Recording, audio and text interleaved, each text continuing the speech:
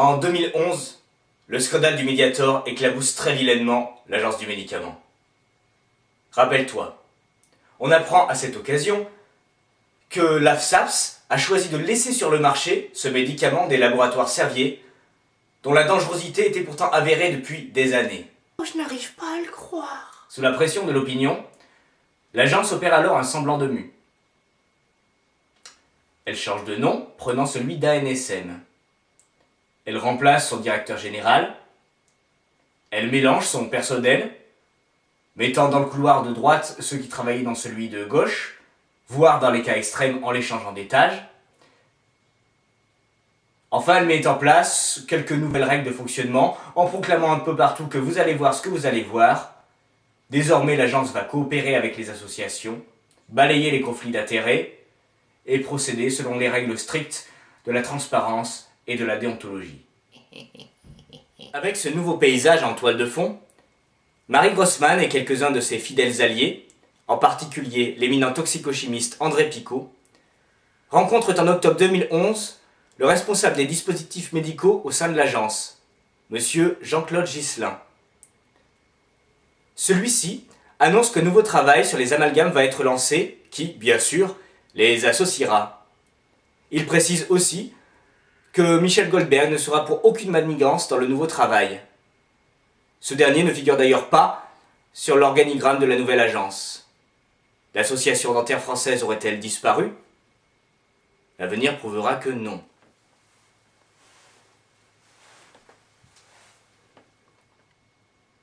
L'agence se met ensuite à réfléchir. Et à la réflexion, elle estime que finalement, elle va plutôt travailler seule, compte tenu du brillant de son intelligence collective, proche de celle de la poule à l'affût du lombric. La voici donc à huis clos, cogitant au moyen de produire une nouvelle évaluation à moindre frais.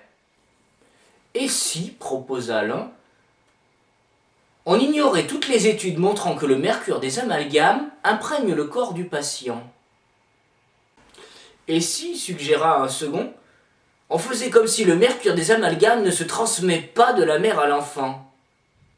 Et si, renchérit un troisième, on mettait de côté les centaines d'études qui s'intéressent aux effets toxiques du mercure? Et si, s'exclama un quatrième pour parachever le tout, on déclarait que les publications restantes, montrant un lien direct entre les amalgames et les pathologies, ne valent rien?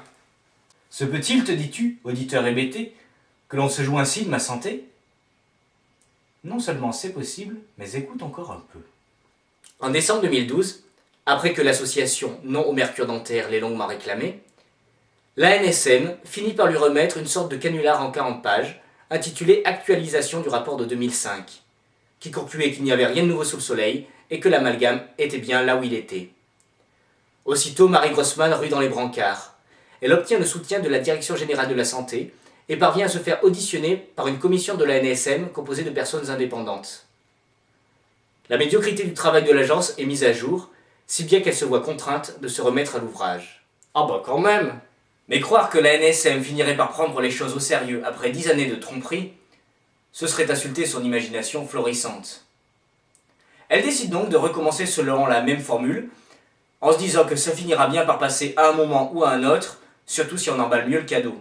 Voici donc qu'elle confie le dossier à une équipe d'épidémiologistes, spécialistes des risques sanitaires liés aux médicaments, mais qui s'avoue complètement incompétente en ce qui concerne le mercure. Résultat, non seulement le rapport contient des erreurs grossières, non seulement il sous-estime massivement l'exposition des Français au mercure, mais il écarte une fois de plus l'ensemble des données toxicologiques, ce qui est magistralement aberrant au moment où la Commission européenne vient de classer le mercure comme une substance reprotoxique dangereuse pour le fœtus. Et c'est là que les choses deviennent tout à fait croustillantes pour qui goûte l'humour noir. Cette fois encore, en septembre 2014, Marie Grossman doit activer toutes les sonnettes d'alarme à sa portée pour faire en sorte d'être entendue, à la place des instances dentaires que l'ANSM a choisi de remettre dans la boucle à la place de Non au mercure dentaire. Victoire partielle, Marie Grossman et 2 représentantes dentistes seront finalement auditionnés par la commission de l'agence. En cette circonstance, Madame Grossman aura notamment l'occasion de croiser Julien Lopi, alias Lopi la Top, qui se présente comme un représentant de l'Union française de santé bucco-dentaire et qui omet simplement de préciser qu'il est aussi un membre important de l'Association dentaire française. En voilà que je vais rôtir de belle façon. Marie Grossman pointa avec une dextérité sans égale les insuffisances du nouveau rapport. Mais Julien Lopy fit mieux. Au détour d'une prestation exemplaire, il parvint à persuader son auditoire, qui manqua en verser des larmes, qu'il n'y avait en somme aucun moyen de soigner les pauvres sinon avec l'amalgame. Ce mensonge odieux, puisque l'amalgame ne coûte ni plus ni moins pour le patient que les matériaux alternatifs, rangea la commission à l'avis qu'on ne pouvait pas interdire un dispositif médical prétendument indispensable pour assurer l'accès aux soins de tous. Vous vous trompez, monsieur le juge. Je suis un honnête citoyen. Un autre personnage s'illustra devant la commission. Il s'agit de M. Mahmoud Zurek, directeur de la stratégie et des affaires internationales de la NSM. Il fallait en effet que l'agence trouve une réponse aux arguments du toxicologue de la commission, M. Alain-Claude Roudot, le seul dans cette affaire qui ne se laissa pas endormir par Julien Lopy. Ce chercheur spécialiste des risques chimiques se déclarait effaré par les risques auxquels expose le mercure dentaire et il affirmait qu'en l'état des connaissances, pour des raisons sanitaires strictes, il est parfaitement injustifiable d'utiliser l'amalgame sur les petits-enfants et sur les femmes de 0 à 40 ans qui sont susceptibles d'avoir des bébés à l'avenir.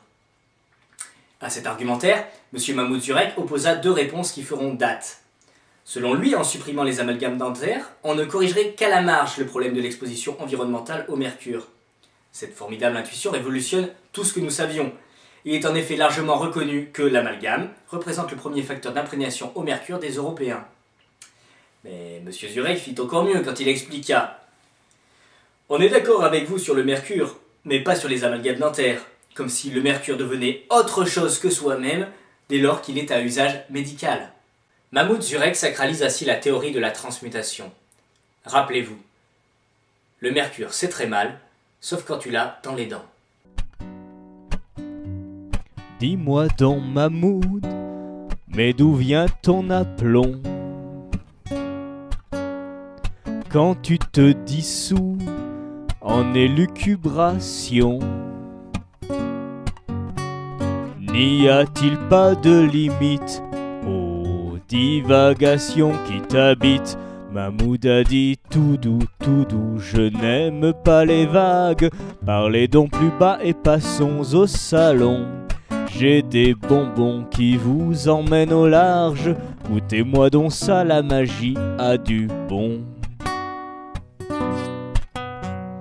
Dis-moi donc, Mahmoud, mais qui sont ces messieurs?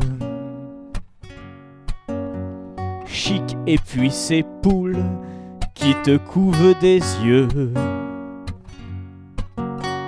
N'y a-t-il pas de limite à la faune que tu invites?